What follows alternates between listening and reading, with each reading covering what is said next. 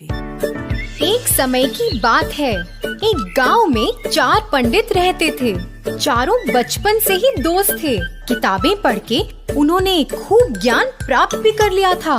मगर उन चारों में एक पंडित था जिसे कभी भी किताबों का शौक ना था। भाइयों, मुझे लगता है हमें अपने इस ज्ञान का सही उपयोग करना चाहिए। हमें शहर जाना चाहिए जिससे हम पैसा कमा सकें। हाँ, ये बहुत अच्छा सुझाव है, पर हमें हमारे साथ विट्ठल को लेकर नहीं जाना चाहिए। अगर वो हमारे साथ आया तो हमें कोई लाभ नहीं होगा। हाँ, एकदम सही बात बोले हो। अरे, तुम ऐसे कैसे सोच सकते हो? हम शुरू से ही साथ में रहे हैं।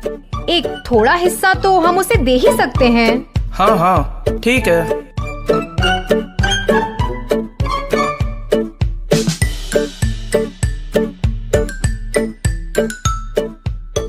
चारों पंडित शहर की ओर चल पड़े। चारों चल ही रहे थे कि एक मक्खी दूसरे पंडित के आसपास मंडरा रही थी।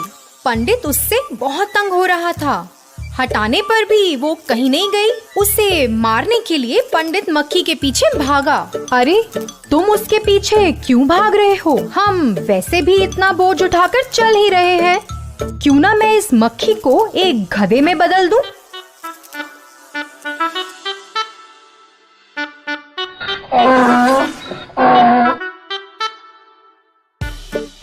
हाँ, हम अपना सामान गधे पे चढ़ाकर आराम से यात्रा कर सकते हैं।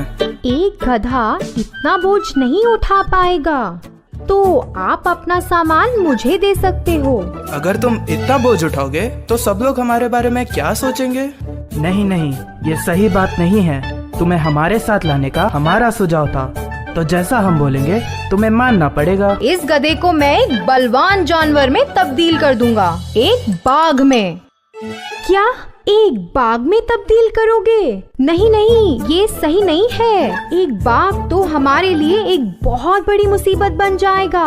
तुम मूर्ख हो, तुम्हें क्या पता? हम जैसा बोलेंगे बाघ वैसा ही करेगा। तुम बीच में मत पड़ो। तुम विट्ठल की मत सुनो, उसे इस बारे में कोई ज्ञान नहीं है।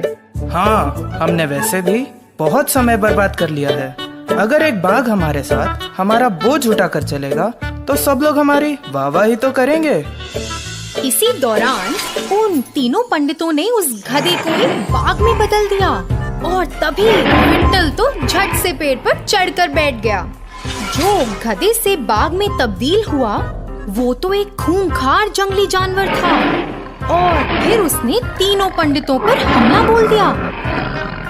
अरे बाप रे, अगर इन्होंने मेरी बात मानी होती तीनों जीवित होते। तो बच्चों, बिना बुद्धि के हमारी विद्या व्यर्थ है।